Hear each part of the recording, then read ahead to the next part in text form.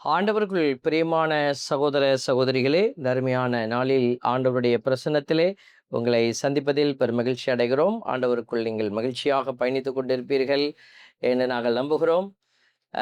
ஒவ்வொரு மக்களும் அவரவருடைய சூழ்நிலைக்கேற்ப கடவுளுடைய வார்த்தையை புரிந்து கொண்டு செயல்படுத்தி கொண்டே இருக்கிறார்கள்.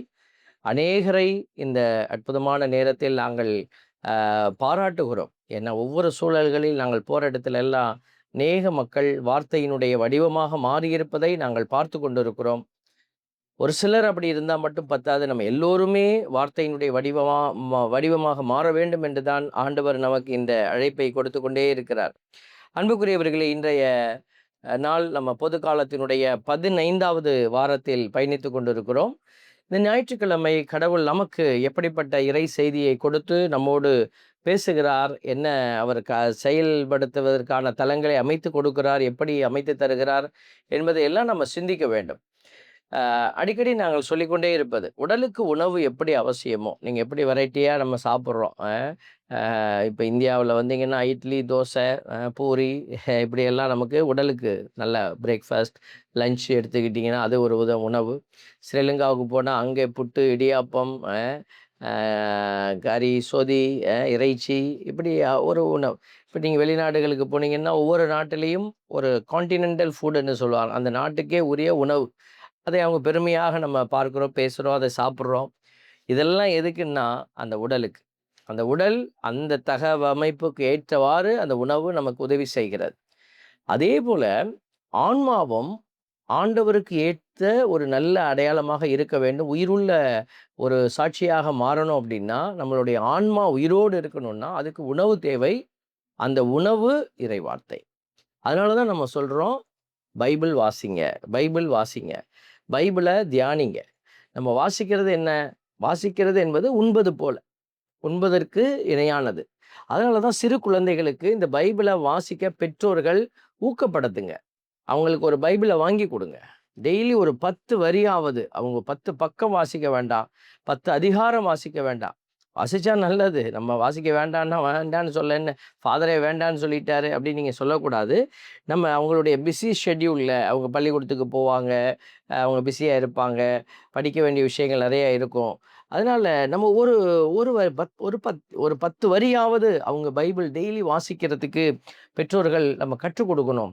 அப்போ ஏதாவது ஒன்று அந்த ஆன்மாவுக்கான உணவு அவங்களுக்குள்ளே போச்சுன்னா, கண்டிப்பாக அவங்க வாழ்க்கை சிதைந்து போகாது பிள்ளைகளே. அவர்கள் முடிவெடுக்க வேண்டிய நேரத்தில் இந்த வல்லமையுள்ள வார்த்தைகள் அவர்களுக்கு உள்ளிருந்து பேசும். இப்போ என்ன பிரச்சனைன்னா, அது பேச மாட்டேங்குது. ஏன்னா பிள்ளைகள்ட்ட அந்த வார்த்தையின் வல்லமை இல்ல. நல்ல பிள்ளைகளாக இருக்கிறாங்க. நம்ம நினைக்கிறோம், நல்ல பிள்ளை ஃபாதர், எப்படி இப்படி மாறுனான்னு தெரியல. ஒரு சூழல் வந்தது. சோதனை காலம் வந்த பொழுது அவர்களால் நிமிர்ந்து நிற்க முடியல. அவர்கள் ஒடிந்து போகிறார்கள். அதனால தான் நம்ம சொல்றோம், நீங்க உங்க பிள்ளைகளுக்கு நன்மை செய்ய விரும்பினால், காலையிலேருந்து ஓடி ஓடி காசு பணத்தை சம்பாரிச்சு அந்த பணத்தை கொண்டுட்டு வந்து அவங்க தலையில போட்டு அவங்கள நம்ம வாழ வைக்கலாம்னு நினைக்கிறோம். அவர்களுடைய வாழ்வு சிதைந்து போவதை நம்ம பார்க்குறோம். பல லட்சங்கள், பல அ கோடிகளை கொட்டி நம்ம என்ன செய்றோம், படிக்க வைக்கிறாங்க. அந்த படிப்பு எல்லாம் வீணா போவதை பார்க்குறோம். காரணம் என்னன்னா, படிக்க வேண்டிய ஒரு உண்மையின் படிப்பு, படிக்க வேண்டிய, கிடைக்க வேண்டிய ஒரு உண்மையான உணவு இந்த புஸ்தகத்தில தான் இருக்கிறது. நீங்கள் படிக்கக்கூடிய வேற எந்த புஸ்தகத்திலேயும் இல்ல. அது அறிவை உங்களுக்கு கூட்டிக் கொடுக்கும். அது பேய்த்தன்மை வாய்ந்தது. யாக்கோபு அவருடைய திருமுகத்தில சொல்றார், அது பேய்த்தன்மை வாய்ந்தது. ஸோ இந்த இறைவார்த்தையினுடைய உணவு மட்டுமே உங்களுடைய பிள்ளைகளை வாழ வைக்கும் என்பதை நீங்கள் மறந்து போகாதீங்க. இப்ப தெரியாது, மரம் தன் கனியால தான் அறியப்படும். அவர்கள் வளர்ந்து ஒரு மரமாக வளர்ந்து கனி கொடுக்கும்போது அவர்கள் கனி கசப்பாக இருக்கும். அப்போ நீங்க அடிச்சுக்கிட்டு அழுதா ஒண்ணுமே செய்ய முடியாது. கனியை மாற்ற முடியாது. அதனால தான் இன்னைக்கு ஆண்டவர் உங்களுக்கு வாய்ப்பளிக்கிறார். இதை நீங்கள் புரிந்து கொண்டு, நீங்களும் பிள்ளைகள் ஒருவேளை வாசின்னா வாசிக்க மாட்டாங்க. நீங்களும் பிள்ளைகளோடு சேர்ந்து அந்த ஒரு விவிலியத்தை எடுத்து அவங்க வாசிக்கும்போது நம்ம "நீ வாசி, சத்தமா வாசிங்க, நாங்க கேட்குறோம்ன்னு" சொல்லி அப்பா, அம்மா என்ன செய்யணும்? உற்சாகமூட்டணும். உற்சாகமூட்டி அவர்கள் வாசிக்கிற பொழுது, அதை கேட்டு அவர்களை அப்ரிஷியேட் பண்ணணும். இந்த முயற்சி அவர்கள் எடுக்கிறாங்கன்னா, அவங்கள பாராட்டணும். நெறைய குழந்தைகள் இந்த பைபிளை வாசிச்சு, அதை மனப்பாடம் பண்ணி எனக்கெல்லாம் ரெக்கார்டில அனுப்புவாங்க, WhatsAppல. அது பார்க்குறபோது ரொம்ப சந்தோஷமா இருக்கும். எனக்கிட்ட அனுப்பணும்னு அவர்களுக்கு என்ன இருக்கிறது? ஒரு உற்சாகம். ஃபாதர் வாழ்த்து சொல்ல மாட்டாரா? அப்படின்னு. ஸோ, அத அப்ரிஷியேட் பண்ணும்போது அவங்களுக்கு மிகுந்த ஒரு மகிழ்ச்சி. அதனால நீங்க உங்க பிள்ளைகள கேட்டிசம் கிளாஸஸில் உங்களுடைய வகுப்புகளில் நீங்கள் அப்படி ஆசிரியராக இருந்தீங்கன்னா, இந்த இறைவார்த்தையினுடைய வல்லமை பிள்ளைகளுக்குள்ளே போகுதா அப்படிங்கிறத பாருங்கள். எங்களுடைய யூடியூப் சேனலில் கூட வெகு விரைவில் இந்த இறைவார்த்தையை மையப்படுத்திய சில ப்ரோக்ராம் எல்லாம் நாங்கள் யோசித்து கொண்டு இருக்கிறோம். அது கண்டிப்பாக அந்த குழந்தைகளுக்கான ஒரு ஆன்ம உணவை கொடுக்கிற ஆற்றலுடைய ப்ரோக்ராமாக இது இருக்கும். கண்டிப்பாக அது உங்களுக்கு நாங்கள் அறிய தருவோம். அன்புக்குரியவர்களே, இன்றைக்கு இந்த ஞாயிற்றுக்கிழமையில் கடவுள் நமக்கு கொடுக்கிற அந்த வார்த்தை அனுபவத்தினுடைய ஆற்றலை பற்றி தான் நம்ம சிந்திக்க போகிறோம். எசையா புத்தகம் 55வது அதிகாரத்தில் 10, 11 இறைவசனங்கள் சொல்கிறது, வானத்திலிருந்து மழையும் பனியும் கீழே விளைந்து விதையை நினைத்து அதை அரும்பி விளையச் செய்து விதைக்கிறவனுக்கு விதையையும் உண்பவனுக்கு உணவையும் கொடுக்கிறது. விதைக்கிறவன் எப்போதுமே பார்த்தீங்கன்னாக்கா ஒரு விவசாயி உடனே என்ன செய்வாங்க அப்படின்னா, விதைக்கான பொருளை எடுத்து வைப்பாங்க. ஒரு கடலை போடுறாங்க அப்படின்னா கடலையில் உடனே போய் அள்ளி கொண்டு போய் ஆக்கி வச்சு சாப்பிட மாட்டாங்க. முதல்ல அவங்க அரிசி நல்லா அதை அந்த இது எடுத்து நல்ல விதைகளாக பொறுக்கி எடுப்பாங்க. சலிச்சு எடுத்து அதை என்ன செய்வாங்க, விதைகளுக்கு முதல்ல பத்திரப்படுத்துவாங்க. மீதியை தான் அவங்க சாப்பாட்டுக்கு ஒதுக்குவாங்க. இப்போது அவர்கள் அதே போல் மழை பெய்து பூமியை நினைக்காமல் திரும்புவதில்லை, அது விதையை முளைக்கச் செய்கிறது. அதே போல் இறைவனின் வார்த்தையும் வெறும் ஒளியாக இல்லை. நல்லா கவனிச்சுக்கோங்க, வெறும் ஒளி சத்தத்தில் இல்லை, அது உருவாக்கும் சக்தியாக இருக்கிறது, மாற்றும் சக்தியாக இருக்கிறது, உயிரூட்டும் சக்தியாக இருக்கிறது. அது இல்லாத போது பிள்ளைகளிடத்துல பார்த்தீங்கன்னா வெறுப்பு. சில பேர் சொல்கிறாங்க, அப்பா அம்மா வந்து என் பிள்ளை எப்போ பார்த்தாலும் கத்திக்கிட்டே இருக்கிறான் ஃபாதர், ஒரு மாதிரி கோவப்படுறான், ஏன் கோவப்படுறானே தெரியல, அவன் இவ்வளோ கோவம் இந்த வயசில் கூடாது ஃபாதர், பயமாக இருக்குது ஃபாதர் அப்படின்லாம் சொல்கிறீங்க. அப்போ அவனுக்கு என்ன நம்ம மருந்து கொடுத்தா இந்த கோபம் மாறும்? அந்த எந்த மருந்து கொடுத்தா இந்த வெறுப்புணர்வு மாறும்? சில பேர் முகத்தில் அந்த ஒரு ப்ளசன்ட்னஸே இருக்காது. ஒரு ப்ளசண்ட்டாகவே இருக்க மாட்டாங்க. எப்போ பார்த்தாலும் ஒரு மாதிரி பொறுன்னு அந்த அடுத்தடுத்து வேலைகளை செய்யணுன்ற ஒரு அஜிடேஷன்னு சொல்லுவோம், அது முகத்தில் தெரியும். ஒரு கிரேஸ்னஸ் இருக்காது, ஒரு கிரேஸ்ஃபுல்லாக இருக்க மாட்டாங்க. அப்போ என்ன பிரச்சனைன்னா, உள்ளுக்குள்ளே ஏதோ ஒன்று ஓடிக்கிட்டே இருக்குது பிள்ளைகளை. இன்றைக்கி உலகம் நம்ம நினைக்கிறது போல் இல்லாத உங்களுக்கும் தெரியும். இன்றைக்கி செல்ஃபோன் எல்லாம் பிள்ளைகளுடைய கையில் இருக்கிறது. அங்கே அவங்க 1008 விஷயத்தை பார்க்குறாங்க. ஒரு கவலை இப்போ போய் நமக்கு 100 கவலைகள் வந்துடுச்சு உள்ள. இப்படிப்பட்ட நேரத்தில் அந்த பிள்ளைகளை காக்கக்கூடிய, அதான் நான் சொல்கிறேன் பாருங்களேன், உருவாக்குகிற சக்தியாக, அவர்களை உருமாற்றுகிற சக்தியாக, அவர்களுக்கு உயிரூட்டுகிற சக்தியாக இருக்க போவது இந்த இறைவார்த்தை என்பதைத்தான் எசையா அவருடைய புத்தகத்தில் மிக அழகாக குறிப்பிட்டிருக்கிறார். ஆகவே நம்ம என்ன செய்யணும், இந்த ஆசீர்வாதம் நிறைந்த வார்த்தை நமக்குள்ளே கடந்து செல்ல அனுமதிக்கணும் அப்படிங்கிறத இந்த முதல் வாசகம் உறுதி செய்கிறது. 2வது வாசகத்தில் ரோமையருக்கு எழுதப்பட்ட திருமுகம் 8வது அதிகாரம் 18லிருந்து 23 வரை உள்ள இறைவசனங்களை வாசிக்கிற பொழுது, பவுலடியார் வந்து ஒரு வியப்பூட்டுகிற ஒரு அதிசயமான உண்மையெல்லாம் எடுத்து வைக்கிறாரு. அவர் என்ன சொல்றாரு, மனிதர்கள் மட்டுமல்ல, படைப்பு உலகம் அனைத்துமே கடவுளின் பிள்ளைகள் வெளிப்படுவதற்காக ஏங்கி தவிக்கிறது. அப்போது கடவுள் வந்து தன்னுடைய அந்த படைத்த அந்த உலகத்தினுடைய எல்லா நிலைகளையும் யாருக்கிட்ட விட்டுட்டு போயிருக்காருன்னா, நம்மக்கிட்ட தான் விட்டுட்டு போயிருக்காரு. இந்த படைப்பே பேர் ஆவலுடன் ஏங்கி காத்து கொண்டு கிடக்கிறது. இன்னொரு இடத்துல பவுலடியார் சொல்வார், இந்த படைப்பு வந்து பேறுகால வேதனையுற்று தவிக்கிறது இப்படிலாம் சொல்லுவார். அப்போ இந்த படைப்பே என்ன, அது எதுக்காக, இந்த மனுஷங்கள்லாம் எப்போ மாறி வெளியில் வரப்போகிறாங்க, இயேசு கிறிஸ்துவாக எப்போ இவர்கள் மாறப்போகிறார்கள் என்பதை எதிர்நோக்கி காத்திருக்கிற ஒரு உலகமாக இருக்கிறது என்பதை அடையாளப்படுத்துகிறாரு. அந்த இறைவார்த்தையால் வந்து மனிதர்கள் மாற்றப்படணும், அதுதான் இன்னைக்கு தேவையாக இருக்கிற. இன்னைக்கு எல்லாரும் அவங்களுடைய கருத்தியலை வந்து வடிவமைத்து வைத்திருக்கிறாங்க. அப்போ அந்த கருத்தியலை எங்கேருந்து எடுக்கிறாங்க, அந்த கருத்தியல் அவர்களுக்கு எங்கிருந்து கொடுக்கப்பட்டது என்பதை பார்க்குற போது, அவங்க ஒவ்வொரு இடத்துலேருந்து அந்த கருத்தியலை எடுத்திருக்கிறாங்க. இன்றைக்கி நம்ம இந்தியாவில் சில அரசியல் தலைமைகள் வந்து ஒரு ஆட்சி செய்கிறாங்க.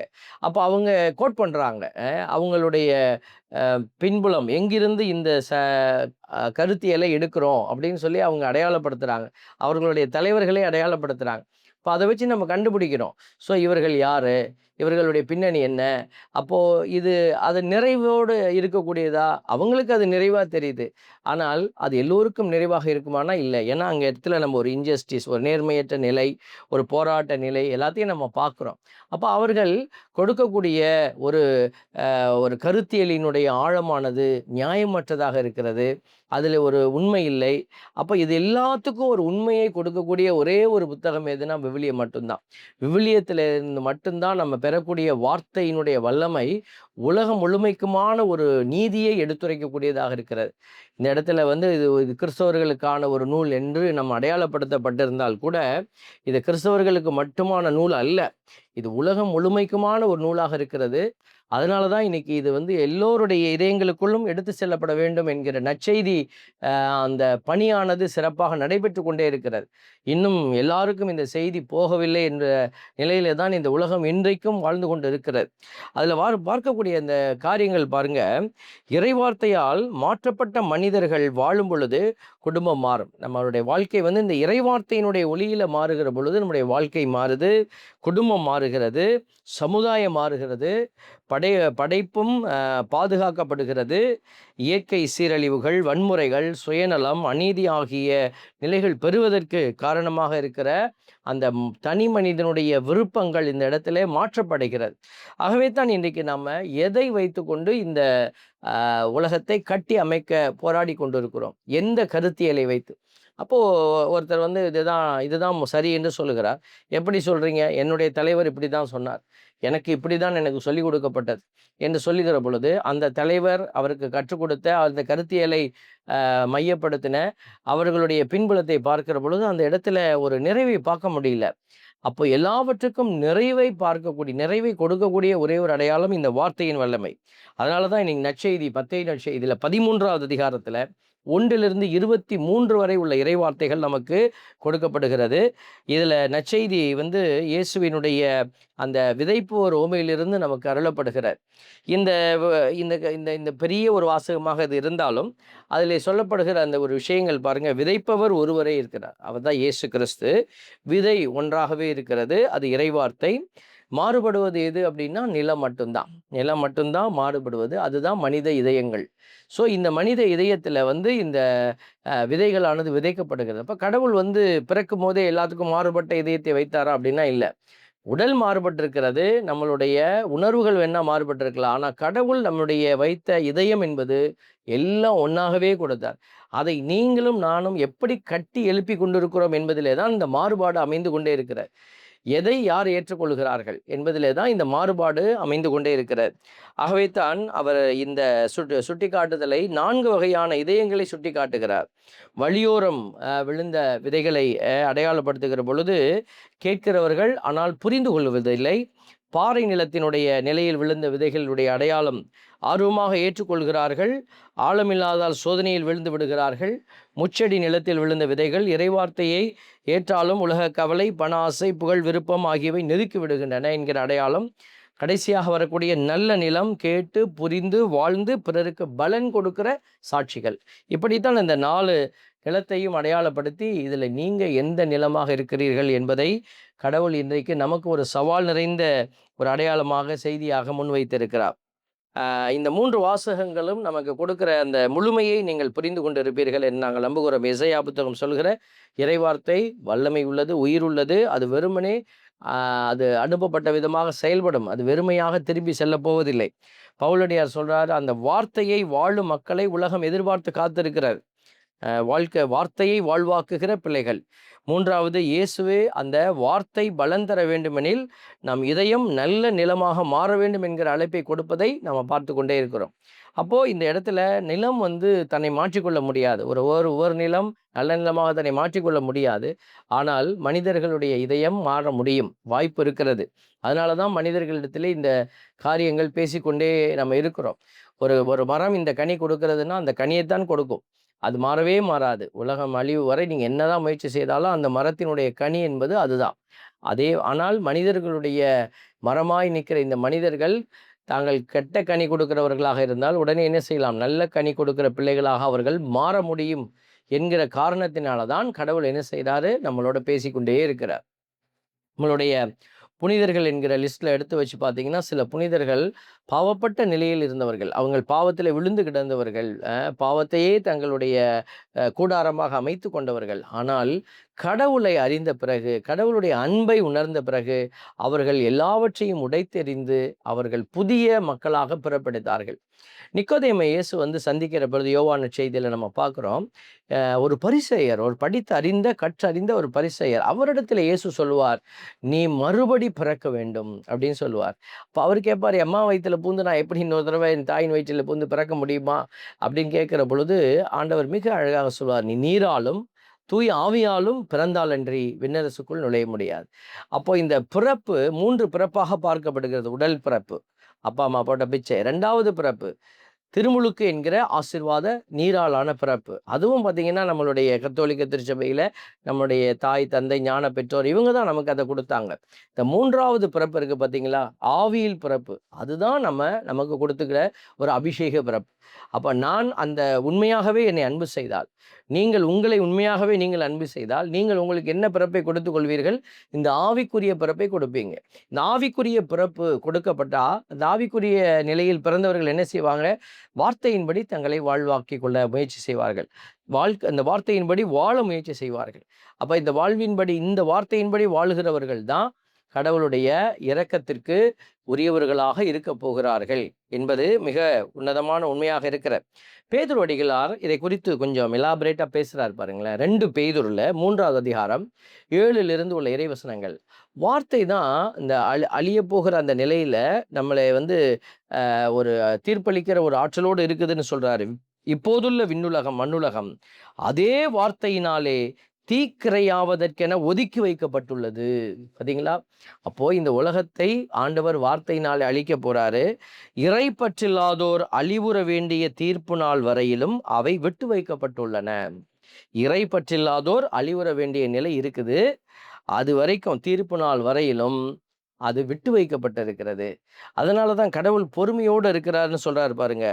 அன்பார்ந்தவர்களே, நீங்கள் ஒன்றை மறந்துவிட வேண்டாம். ஆண்டவரின் பார்வையில் ஒரு நாள் 1000 ஆண்டுகள் போல, 1000 ஆண்டுகள் ஒரு நாள் போல இருக்கின்றன.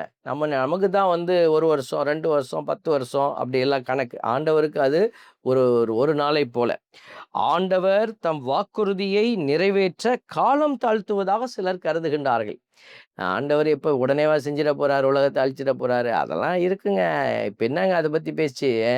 உடனே எப்போ பாரு சாவு, இப்போ பார்த்து உலக அழிவு, இப்படியே பேசுறது அப்படின்னு சொல்லி சில பேர் என்ன செய்கிறாங்க, அதை கழித்து தள்ளி விடுகிறார்கள். அப்படி இல்லை, காலம் தாழ்த்துவதாக சில பேர் நினைத்து கொண்டிருக்கிறார்கள். அவர் அவ்வாறு காலம் தாழ்த்துவதில்லை. மாறாக அதற்கு எதிர்மாறா என்ன, எதுக்காக இதை செய்கிறாரு? உங்களுக்காக பொறுமையோடு இருக்கிறார். ஏன் பொறுமையோடு இருக்கிறார்? யாரும் அழிந்து போகாமல் எல்லோரும் மனம் மாற வேண்டும் என விரும்புகிறார். பாவிகளுடைய அழிவை ஆண்டவர் விரும்புகிறவர் அல்ல, மனமாற்றத்தை விரும்புகிறார். எல்லாரும் காப்பாற்றப்படணும்னு கடவுள் பாருங்க எவ்வளோ பொறுமையா இருக்கிறார். நம்ம எவ்வளோ பாவம் செய்கிறோம். கடவுள் நினைச்சிருந்தா நம்மளை உடனே உடனே காலி பண்ணி தூக்கி இருக்கலாமே. அவர் பொறுமையோடு காத்திருக்கிறார். தன் பிள்ளைகள் அறியாமல் செய்கிறாங்க, தன் பிள்ளைகள் மீண்டும் தன்னிடத்தில் வருவாங்க அப்படின்னு சொல்லி ஊதாரி மைந்தனுடைய கதையில காத்திருந்த தகப்பன். அந்த அப்பாவுடைய கையில் நிறைய வேலையாட்கள் இருந்தாங்க. அந்த கதை போகிற அந்த லூக்கா நற்செய்தியாளர் அந்த போக்கில் தான் கதையை சொல்கிறாரு. தன்னுடைய வேலை ஆட்களை கூட்டி, இங்கிட்டு 10 பேர் போடா, இங்கிட்டு 10 பேர் போடா, என் பையன் எங்கே இருந்தாலும் தூக்கிட்டு வாடா சொல்லியிருந்திருக்கலாமே. அவர் இப்போ பிடிச்சி பையனை தூக்கிட்டு வந்திருக்கலாம். ஆனால் ஏன் அந்த காட்சியில், அந்த ஓமையில் அந்த செயல் செய்யப்படவில்லை? காத்திருந்த தகப்பனாக தன் மகன் வருவார் என்று இவர் காத்திருக்கிறார். அப்போ கடவுளும் அதே போல தான் காத்திருக்கிறார். கையை வந்து கடவுள் பிடிச்சி இழுத்தாருன்னா உன் சுதந்திரம் போயிடுச்சு. கடவுள் உனக்கு கொடுத்த சுதந்திரத்துக்கு ஒரு அர்த்தம் இல்லாமல் போயிருக்கும். அதனால நீங்கள் தவறு என்று தெரிந்தும் அதை செய்கிற பொழுது கடவுள் என்ன செய்கிறார்?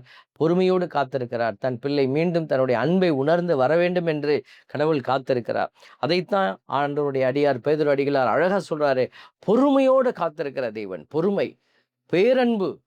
பொறுமைன்னா அளவிட முடியாத பொறுமை. பேரன்பு அப்படின்னா அன்பெல்லாம் தாண்டின ஒரு பேரன்பு ஆண்டவரிடத்துல இருக்கிறது. அதனால தான் ஆண்டவருடைய வார்த்தை சொல்லுது பாருங்க. ஆண்டவருடைய நாள் திருடனை போல வரும். நீ அதனால் நினச்சிக்கிட்டு இருக்கிறாத கடவுள் பொறுமையாக இருக்கிறார், கடைசியில் காப்பாற்றி விட்டுருவார் எல்லாத்தையும். அப்படி இல்லை, அழிவின் நாள் வரப்போகிறது. ஆண்டவருடைய நாள். நீங்க பைபிள்ல எடுத்து ஆண்டவருடைய நாள்னு பாருங்களேன்.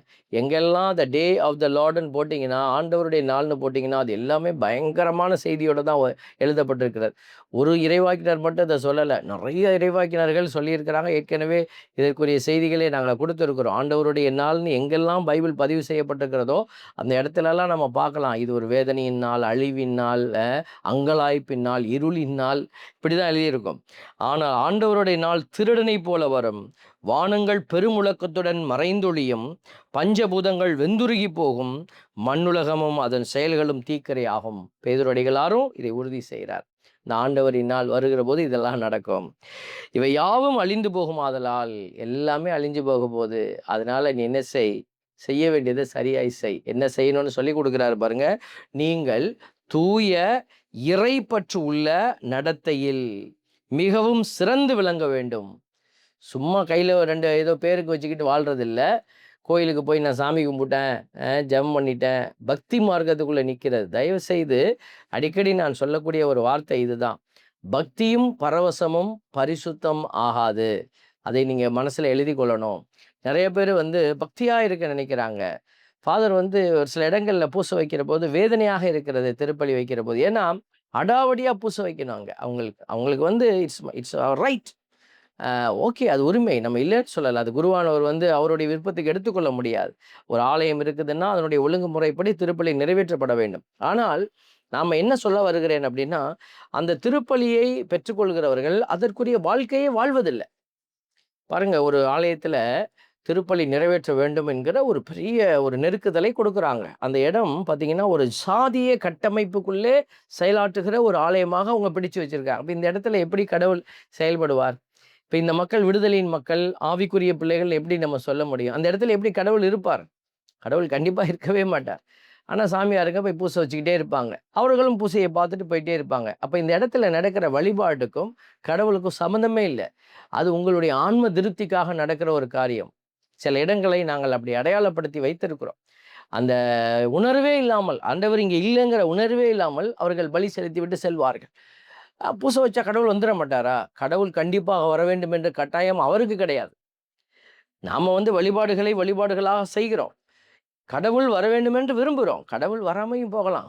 காயினும் காணிக்கை கொடுத்தான், ஆபேலும் காணிக்கை கொடுத்தான். ஆனால் காயினுடைய காணிக்கைக்குள்ள கடவுள் இல்லையே. கடவுள் வெறுப்பை இல்லை, அதில் வெறுப்பாக தானே பார்த்தாரு. அதனால தான் சொல்லுகிறோம், பிள்ளைகளே, நீங்கள் உங்களுடைய கணக்கை எழுதி வைத்துவிட்டு கடவுள் அந்த கணக்குக்கு சரி என்று சொல்ல வேண்டும் என்று நம்ம சொல்லவே முடியாது. நம்ம கணக்கு கடவுள் கணக்கோடு இணைந்து போகணும். அதைத்தான் நீங்கள் சோதிக்கணும். நிறைய பெரியவங்க, அறிவு சார்ந்தவங்களாம் வருவாங்க. ஆனால் ஒருத்தர் கூட அதை யோசிக்கிற அந்த உணர்வை உணர்ந்து கொள்கிற நிலையில் இல்லை என்பதை பார்க்கிற பொழுது எங்களுக்கு வேதனையாக இருக்கிறது. இதை சொன்னாலும் கேட்க மாட்டாங்க. அதை இவங்க ஒரு அடாவடியாக அவர்கள் அந்த இடத்துல வைப்பார்கள். வழிபாடு நாங்கள் சொல்கிறபடி தான் நடக்கணும், எல்லாம் வெரி குட்.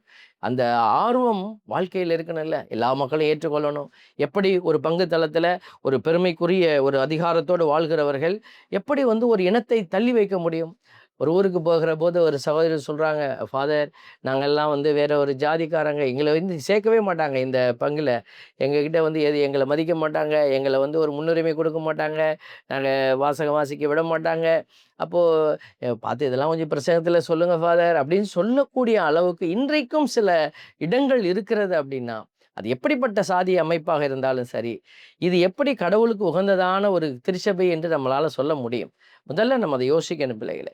ஒரு இன்னைக்கு எல்லாம் ஒழிஞ்சிருச்சு, சாதியெல்லாம் ஒழிஞ்சிருச்சு, நம்ம எல்லாம் ஒன்றாயிட்டோம்னு சொல்லி கொண்டு இருந்தாலும் இன்னைக்கு நெஞ்சுக்குள்ள ஒரு நெருப்பாக பலருக்கு அது எரிந்து கொண்டு இருக்கிறது. அப்படின்னா யோசிக்கணும். இது சாதியத்தினுடைய பின்னணியிலே மட்டுமல்ல, இது பொருளாதார பின்னணியிலும் இப்படிப்பட்ட மனநிலை ஓடிக்கொண்டே இருக்கிறது. ஒரு விதமான இப்படிப்பட்ட கட்டுகள் என்று சொல்லணும். இது பிசாசின் கட்டுகள். இன்னைக்கு பிசாசு நிறைய விதத்தில் இதை கட்டி வச்சிருக்கிறது. ஒரு சில பொறுப்புகளை இந்த இனத்தை சார்ந்தவர்கள் தான் எடுப்பாங்க அப்படிங்கிற ஒரு கட்டமைப்பும் வைக்கப்பட்டிருக்கிறது. இதெல்லாம் உடைத்தெறிந்தால் தான் தூய ஆவி அந்த இடத்துல செயல்பட முடியும், பிள்ளைகளே. தூய ஆவி இல்லாட்டினா செயல்பட மாட்டார். இது மனித சிந்தனை செயல்பாடுகள். அந்த இடத்துல குழப்பமும் கொடுஞ்செயல்களும் நடக்கும். பாருங்க, எங்கே ஆவிக்குரிய நிலை இல்லையோ அங்கே கொடுமையும் கொடுஞ்செயல்களும் அந்த இடத்துல நடக்கும், குழப்பங்கள். இதுதான் நடந்து கொண்டிருக்கிறது திருச்சபையிலே. ஒரு சில இடத்துல கூட இப்படி நடக்கிறதுன்னு சொன்னால் அந்த இடத்துல தூய ஆவியானவருடைய அசைவாடுதல் இல்லை என்பதான் அர்த்தம். அதை புரிந்து கொள்ள இறைவார்த்தை இல்லை.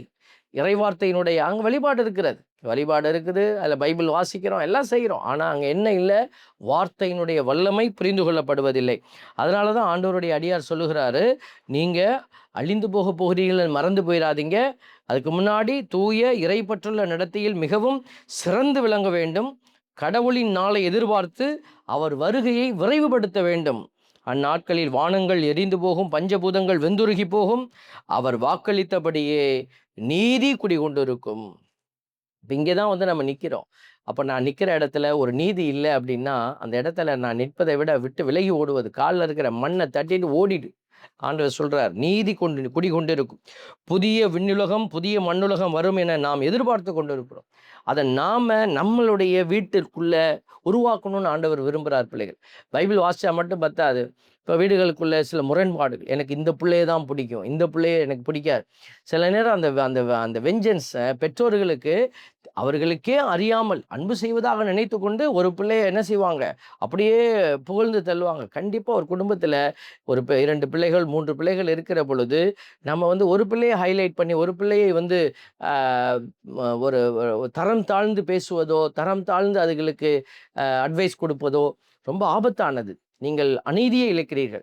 ஸோ அது குடும்பத்திலேருந்து ஆரம்பிக்கணும். ஒரு ஒற்றுமை, எல்லாரோடையும் ஒற்றுமை, எல்லாரோடையும் ஒரு அன்பு இணக்கம், எல்லா பிள்ளைகளையும் உற்சாகப்படுத்துகிற நிலை.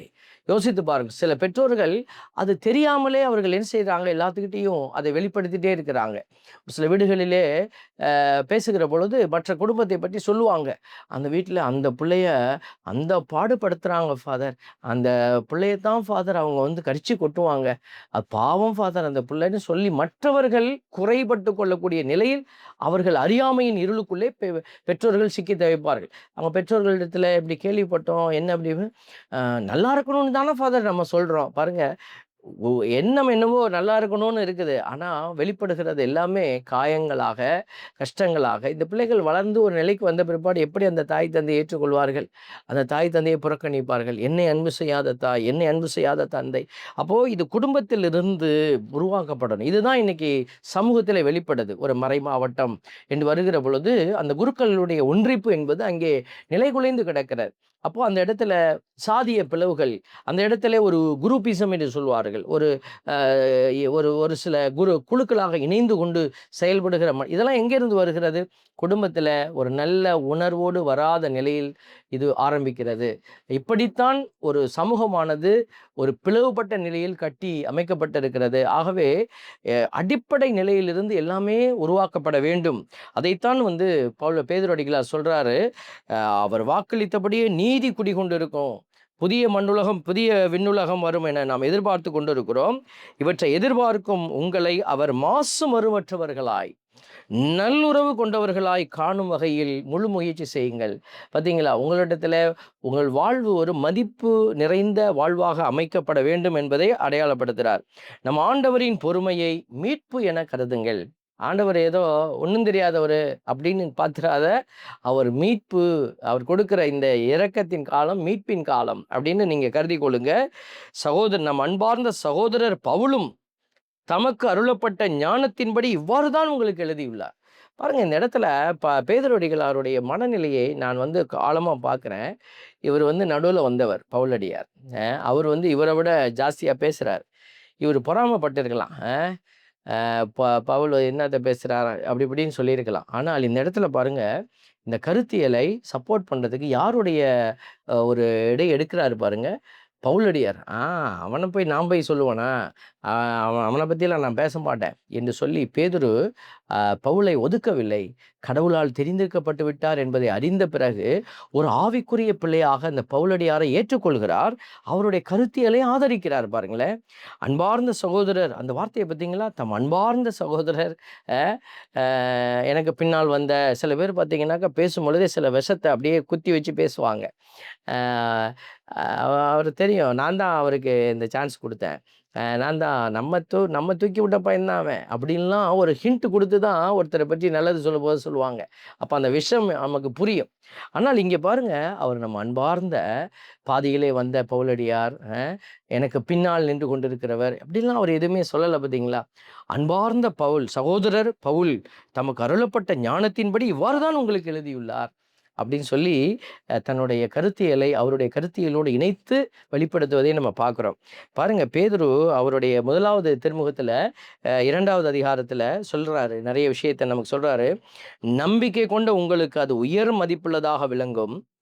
நம்பிக்கை இல்லாதவர்களை பொறுத்த மட்டில் கட்டுவோர் புறக்கணித்த கல்லை முதன்மையான மூளைக்கல்லாயிற்று அப்படின்னு சொல்லி இயேசுவை பற்றி சொல்லும்போது நம்ம என்னத்தை பார்க்குறோன்னா, இயேசு வார்த்தையின் அடையாளமாக இருக்கிறாரு. இந்த வார்த்தையே இடறுதற்குரிய கல்லாக மாறி போகிறது பலருக்கு.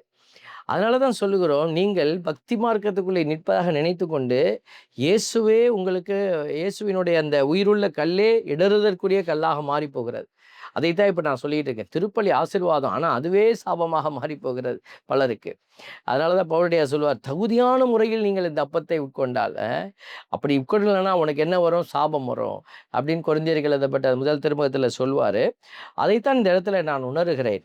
1 பேதுரு 2:8 மற்றும் அது இடறுதற்கல்லாகவும் தடுக்கி விழச் செய்யும் கற்பாறையாகவும் இருக்கும். அவர்கள் வார்த்தையை ஏற்காததால் தடுக்கி விழுகிறார்கள். இதற்கென்றே அவர்கள் குறிக்கப்பட்டிருக்கிறார்கள். அதனால தான் இன்னைக்கு நம்ம நற்செய்தி வாசகத்தில் நம்ம பார்க்கக்கூடிய அந்த வாசகத்தினுடைய ஒவ்வொரு காரியமும் நமக்கு பல உண்மைகளை எடுத்துரைக்கிறது.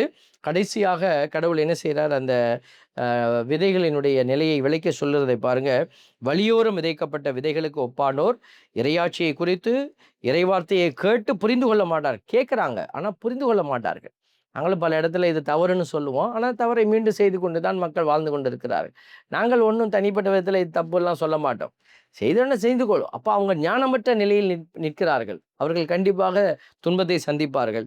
அவர்கள் உள்ளத்தில் விதைக்கப்பட்ட விதைகளை தீயோன் கைப்பற்றி செல்வான், எடுத்துகிட்டு போயிடுவான். 2வது, பாறை பகுதியில் விதைக்கப்பட்ட விதைகளுக்கு ஒப்பானோர் இறைவார்த்தையை கேட்குறாங்க.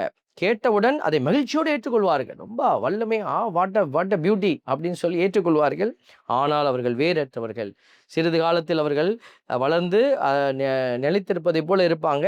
இறைவார்த்தையின் பொருட்டு வேதனையோ இன்னலோ நேர்ந்த உடனே தடுமாற்றம் அடைந்து ஆண்டவரை விட்டு விலகி போயிடுவாங்க. நிறைய பேரை நாங்கள் பார்க்குறோம். இந்த சபையிலேருந்து அந்த சபைக்கு தாவறது, அங்கேருந்து இங்கே தாவறது. அப்படின்னா என்ன அர்த்தம்? ஆண்டவருக்குள்ளே அவங்க இல்லைன்னு அர்த்தம். அடுத்ததாக, முச்செடிகளுக்கு இடையே விழுந்தவர்கள் இறைவார்த்தையை கேட்குறாங்க. உலக கவலை, செல்வ மாயை, இந்த மாதிரியான போராட்டங்களுக்குள்ளே வார்த்தை நெருக்கி விடுகிறது. அதனால் அவங்க என்ன செய்கிறாங்க? காணாமல் போயிடுறாங்க. நல்ல நிலத்தில் விழுந்த விதைகள் இறைவார்த்தையை கேட்டு புரிந்து செயல்பட்டவர்கள் 100 மடங்கு, 60 மடங்கு, 30 மடங்காக பலனளிப்பார்கள். ஆகவே தான் ஆண்டவருடைய பிள்ளைகளை இந்த நாளில் நம்ம சிந்திக்க வேண்டும்.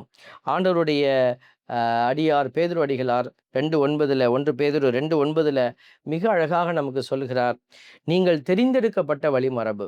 எதுக்கு? இந்த வார்த்தையை வாழ்வதற்கு, இந்த வார்த்தையின்படி நம்ம நிலைத்திருப்பதற்கு தான் தெரிந்தெடுக்கப்பட்டிருக்கிறோம். அரச குருக்களின் கூட்டம், ப்ரீஸ்ட்லி ஜெனரேஷன். கடவுளை ராயல் ப்ரீஸ்ட்ஹுட் என்று சொல்கிறார் ஆங்கிலத்தில். இப்போ ராயல் ப்ரீஸ்ட்ஹுட், அரச குருக்களின் கூட்டம். அடுத்ததாக, தூய மக்களினம். தூய அப்படின்னா ஆண்டவருடைய வார்த்தைக்காக வாழுகிற பொழுது நீங்கள் ரத்தம் சிந்துவீர்கள். அதுதான் தூய்மையின் அடையாளம், ரத்தம் சிந்துவது. அப்போ தூய மக்கள், நீ ஆர் சஃபரிங் க்ரௌடு. ஆண்டவருக்காக ஆண்டவரை போல துன்பப்படுகிற ஒரு இனமாகத்தான் இருக்க ஆண்டவர் நம்மை அழைத்திருக்கிறார். ஏன் கடவுள் எனக்கு இவ்வளோ துன்பம் தரார்? அதுக்கு தான் உன்னை தெரிந்தெடுத்தார், அழைத்தார். இல்லை உனக்கு இந்த துன்பமெல்லாம் வேண்டான்னா ஆண்டவரை தூக்கி தூரமாக போட்டுட்டு வேற எங்கேயாவது போய் வேறு தெய்வத்துக்கு நீ சான்று பகிர்ந்து வாழ், உனக்கு துன்பமே இருக்காது. அதுக்கப்புறம் வாழ்க்கை உலகத்தில் பிரமாதமாக இருக்கும். நிறைய பேர் என்ன செய்கிறாங்க? இந்த கத்தோலிக்க திருச்சபையில் ஒரு வல்லமை இல்லை, ஒரு அருள் அடையாளம் இல்லை, ஒரு என்ன அற்புதம் நடக்க மாட்டேங்குது அப்படின்னு சொல்லிட்டு எங்கேயாவது போய் அற்புதம் நடக்குது, அங்கே போனோம், இங்கே போனதுலேருந்து என் வாழ்க்கை அப்படியே பிரமாதம் ஆயிடுச்சு. ஏன்னா நீ ஆண்டவருடைய துன்பத்தை விட்டு ஓடிட்டு, அவ்வளோதான். நீ தூய மக்களினம் என்கிற இந்த அடையாளத்தை இழந்து விட்டாய். கடவுள் தெரிவை நீ மறுத்து விட்ட. அப்படின்னா உனக்கு எல்லாமே நல்லது நடக்கும் இந்த உலகத்தில். அடுத்த உலகத்தில் எல்லாமே மாற்றப்பட இருக்கிறார். அப்போ ஆண்டவர் நம்மளை தூய மக்களினமாக அழைத்திருக்கிறார். அடுத்ததாக நம்ம பார்க்குறோம் உரிமை சொத்தான மக்கள். அப்போ ஒரு தந்தையினுடைய உரிமை சொத்தை யார் சுதந்திரிப்பாங்க? மகன் சுதந்திரிப்பார். அப்போ தந்தையினுடைய தொழில் என்ன? அதை மகன் தான் பார்க்கணும். தந்தையினுடைய கடன் வாங்கி வச்சுட்டார் தந்தை, அதை அடைக்கணும். யார் அடைக்கணும்? மகன் தான் அடைக்கணும். அப்போது தந்தையினுடைய திட்டத்தை நிறைவேற்றுவதற்கென்று தெரிந்தெடுக்கப்பட்ட உரிமை பிள்ளை நம்ம. அப்போ தந்தை எதை செய்ய சொன்னாரோ அதை செஞ்சுட்டு போயிட்டே இருப்போமே. இதனால் எனக்கு இது கிடைச்சிச்சா, அது கிடைச்சிச்சா, அதை பற்றிய கவலை இல்லை. நானும் சில வருடங்களுக்கு முன்பாக இந்த மன உளைச்சலுக்கு உள்ளானேன். நான் கடவுளுடைய இறைவார்த்தையை போதிக்கிறேன். அங்கே என்ன நடக்குது எனக்கு தெரியவே தெரியல. அற்புதங்கள் நடக்குதா, இந்த இறைவார்த்தை போய் சேருதா என்கிற அந்த அடையாளத்தை நான் பெற முடியாமல் தவித்த நாட்கள் உண்டு. அப்போ நான் சொன்னேன், இனிமேல் இந்த வார்த்தையெல்லாம் எதுக்கு தூக்கிக்கிட்டு, இது ஒரு வெறுமையின் ஓட்டமாக தெரிகிறதே என்று புலம்பி தவித்த அந்த தனிமையின் நாட்களில் கடவுள் நம்மளோட பேசினார். ஆண்டவர் சொன்னார், விதைக்கிறது உன் வேலை. நீ விதைக்கிறதுக்காக நான் உன்னை கூப்பிட்டுருக்கிறேன். நீ விதைச்சிட்டு போயிட்டே இரு. விளையச் செய்வது என் வேலை. ஆண்டவர் அதை எனக்கு கற்றுக் கொடுத்தார். அன்றிலிருந்து நான் திரும்பி பார்க்கறதில்ல. ஸோ களைப்பையில் கை வச்சுட்டு நீ திரும்பி பார்க்கக்கூடாது. உன்னுடைய வேலையை நீ செய்துட்டு போயிட்டே இரு. நான் விளையச் செய்வதும் அதை விளையச் செய்யாமல் விடுவதும் அது என்னுடைய காரியத்தில் இருக்கிறது என்று சொல்லி அவர் அதை உணர்த்திய பொழுது தான் நான் உணர்ந்து கொண்டு இன்றைக்கு நாங்கள் வாய்ப்பு கிடைக்கிற இடத்துல எல்லாம் ஓடிப்போய் இதை பரவ செய்து கொண்டே இருக்கிறோம். ஒரு பெங்களூரில் ஒரு இடத்துக்கு போன பொழுது ஒரு சகோதரர் என்னை தனியாக கூப்பிட்டு பேசினார். நீங்கள் அந்த கோயிலுக்கு எதுவும் உங்களை வர சொல்லி கேட்டார்களா அப்படின்னு சொல்லி ஒரு ஆலயத்தை அவர் கேட்டார். நான் சொன்னேன், இல்லைப்பா அது ஒன்றும் கேட்கலையே அப்படின்னேன். இல்லை எதுக்காக? இல்லை நான் கேள்விப்பட்டேன் ஃபாதர் ஆல்பர்ட் வந்தால் 1,50,000 ரூபா காசு கேட்குறாரு அப்படின்னு சொல்லி அங்கே யாரோ ஒரு செய்தி பரவி இருக்கிறாங்க. 1,50,000 ரூபா காசு கேட்குறாராமா அப்படின்னு. இதுவரைக்கும் பணம் என்ற வார்த்தையை நம்ம பேசிட்டு போனதே கிடையாது. அவர்கள் என்ன காணிக்கை கொடுக்குறார்களோ அந்த காணிக்கையை பெற்றுக்கொண்டு அந்த ஏழைகளுக்கும் அது முடியாதவர்களுக்கும் பகிர்ந்து கொடுத்து கொண்டிருக்கிறோம். இதுதான் அது வெளியிலே சொல்லப்படாத செய்தியாக இருந்து கொண்டிருக்கிறது. அதை பற்றிய நிலையை கடவுள் பார்த்து கொண்டிருக்கிறார். இன்னைக்கு இப்படியும் நம்மளுடைய பெயரை கெடுக்கக்கூடியவர்கள் இருந்து கொண்டு தான் இருக்கிறார்கள். நம்ம ஓடுகிற ஓட்டத்தை தடை செய்ய நிறைய தீமைகள் நம்மளை சுற்றி ஓடிக்கொண்டே இருக்கிறது. திடீரென்று ஒரு நாள் நான் யூடியூப்பில் ஸ்க்ரோல் பண்ணிக்கிட்டே இருந்தேன். இந்த யூடியூப் நம்மளுடைய செய்தி சேனல், நம்மளுடைய இறை செய்திகள் கொடுக்குற இதை பார்த்து கொண்டிருந்த பொழுது திடீரென்று ஒரு செய்தி எனக்கே தலையில் பாரமாக இடி விழுந்தது போல பார்க்க நேர்ந்தது. யாரோ ஒரு மனிதர் ஒரு யூடியூப் சேனலை நடத்தி கொண்டிருக்கிறவர் 1,00,000 ஏழையிடம் 1,00,000 ஏமாற்றிய ஃபாதர் ஆல்பர்ட் என்று போட்டு என்னுடைய பெயரை கேப்ஷன் போட்டு உள்ளுக்குள்ள நான் 10ல் ஒரு பகுதி பேசியிருந்தேன். அந்த செய்தியை அவர் உள்ளே போட்டிருக்கிறார். உள்ளே இருக்கிற செய்தி சரிதான். ஆனால் வெளியில் இருக்கிற கேப்ஷன் பாருங்க, ஏழையிடம் 1,00,000 ஏமாற்றிய ஃபாதர் ஆல்பர்ட். பாருங்க பிள்ளைகளே, நம்ம வெளியில் வரோம் அப்படின்னா நம்மளை பற்றிய செய்திகள் இப்படித்தான் பரவிக்கொண்டே இருக்கும். அதை பற்றி நம்ம ஒன்றும் செய்ய முடியாது. தீயவர்கள் தீயவர்களாகவே இருப்பார்கள். அவருக்கு என்ன, யாராவது தன்னுடைய யூடியூப்பை பார்த்து அவர் மேலே என் முதல்ல கோபம் வந்தது. அவரை எப்படியாவது தண்டிக்க வேண்டும், அவரை எப்படியாவது கூப்பிட்டு இது பண்ண. அப்புறம் உட்கார்ந்து யோசித்தேன், ஏன் அவர் அப்படி செய்தார்? வயிற்று பிழைப்பு. அவருக்கு இப்படி போட்டால் தான் 100 பேர் பார்ப்பாங்க, யூடியூப்லேருந்து காசு வரும். அப்போது தன்னுடைய வாழ்க்கையை ஒருவேளை அவருக்கு ஒரு பெரிய கஷ்டம் பின்னாடி இருக்கலாம். பிள்ளை குட்டிங்க, அவங்க குடும்பம் அப்படி இருக்கலாம். ஓகே, அதை அவருடைய கணக்கிலேயே விட்டு விடுவோம். இப்படி பல பேர் என்ன செய்கிறாங்க, ஒரு தீமையினுடைய ஆதிக்கத்திற்குள்ளே செயல்பட்டு கொண்டு இருக்கிறாங்க. உண்மைக்கு புறம்பான நிலையில் செயல்படுறாங்க. அதனால தான் ஆண்டவர் இன்னைக்கு நம்மளை என்ன செய்கிறாரு, அரச குருக்களின் கூட்டமாக தெரிந்தெடுத்து கடைசியில் என்ன சொல்கிறாரு பாருங்க. எனவே உங்களை கடவுள் என்ன செய்கிறார், இருளினின்று தமது வியத்தகு ஒளிக்கு அழைத்துள்ளவரினுடைய மேன்மைமிக்க செயல்களை அறிவிப்பது உங்கள் பணி. என்னையும் இருளிலிருந்து தான் கடவுள் கூப்பிட்டார். ஒன்றுமே இல்லாத ஒரு குடும்ப சூழல், ஒரு சாதாரண ஒரு குடும்ப சூழலில் இருந்தால் நாங்கள் வளர்ந்தோம். படிக்கிற பொழுதெல்லாம் ஒரு பூசை வைக்கணும், கடவுளுக்கு ஊழியம் செய்யணுன்ற ஒரு சிறிய எண்ணம் தான் இருந்தது. எண்ணங்கள் கூட பெருசாக இல்லை. இப்படிப்பட்ட நிலையில் தான் நாங்கள் பயணித்தோம். ஆண்டவர் இப்படிப்பட்ட நிலையிலிருந்து தான், இருளிலிருந்து வியத்தகு ஒளிக்கு அழைத்துள்ளவருடைய மேன்மைமிக்க செயல்களை நான் அறிவிக்க வேண்டும். அது என்னுடைய பணியாக நான் கருதுவதால் தான் நான் ஒரு மறைமாவட்டத்தை சார்ந்த குருவாக இருந்தாலும் கூட இந்த சிறப்பு பணியை எடுத்து வைத்துக்கொண்டு ஓடிக்கொண்டே இருக்கிறோம். இது என்னுடைய நிலையிலிருந்து நான் செயல்படுகிற விதத்தை உங்களோடு பகிர்ந்து கொள்கிறேன். நீங்களும் ஒரு வங்கி ஊழியராக இருக்கலாம். நீங்களும் ஆண்டவருடைய இந்த சிறப்பு காரியத்தை எடுத்து செல்கிற அல்லது இந்த காரியத்தை இணைந்து செயல்படுகிற ஒரு சாட்சியாக நீங்களும் மாற முடியும். இறைவார்த்தைக்கு அநேகரை உள்ளே இழுத்து வருகிற சாட்சியாக மாற முடியும். அதனால நமக்கு துன்பங்கள் உண்டு, துயரங்கள் உண்டு, வேதனைகள் உண்டு. நீங்கள் ஒரு ஆசிரியராக இருப்பீங்க, உங்களுக்கு அறிவு நிலையில் நிறையா இருக்கும். அந்த அறிவை ஏன் இப்படி பயன்படுத்தக்கூடாது? ஆண்டவரை குறித்த அறிவு இல்லாத நிலையில் துன்பப்படுகிற பிள்ளைகளுக்கு ஆண்டவருடைய இறை செய்தி எடுத்து செல்கிற, ஆண்டவருடைய விழுமியங்களை எடுத்து செல்கிற பிள்ளைகள் பிள்ளைகளாக நம்ம மாறலாமே. நம்ம இன்னைக்கு எல்லாருமே பார்த்தீங்கன்னா, கோயில்ல நமக்கு ஒரு அன்பிய பொறுப்பு இருக்கிறது. அன்பியத்தில இன்னைக்கு என்னுடைய அன்பியம் சிறப்பு செய்கிறது அப்படின்னா, அங்க நான் போய் ஆரத்தி எடுப்பேன். நான் போய் வாசகம் வாசிப்பேன். நான் போய் அது சிறப்பா செஞ்சுட்டு, இந்த அன்பியம் எங்க அன்பியம் பார்த்தியா எவ்வளோ பெருமையா செஞ்சுச்சு பார்த்தியா? எல்லாம் முடிச்சோனே நாங்க சாப்பாடு குடுத்தோம் பார்த்தியா? இதெல்லாம் செய்ய வேண்டாம் என்று நம்ம சொல்லவில்லை. அதோடு நீங்கள் நிறுத்திவிடக்கூடாது. அது மட்டும் தான் நம்மளுக்கு ஒரு சிறிய அழைப்பா ஆண்டவர் சொல்லக்கூடிய அந்த வார்த்தையை நம்ம பார்க்கணும். மிகுந்த கனி தந்து. அப்ப அவர் எதை விரும்புகிறார்? நற்செய்தியை உலகெங்கும் சென்று எடுத்து செல்லுங்க. உங்க அன்பியத்தில இருக்கிற எல்லாருக்கும் இந்த இறை செய்தி போகுதா?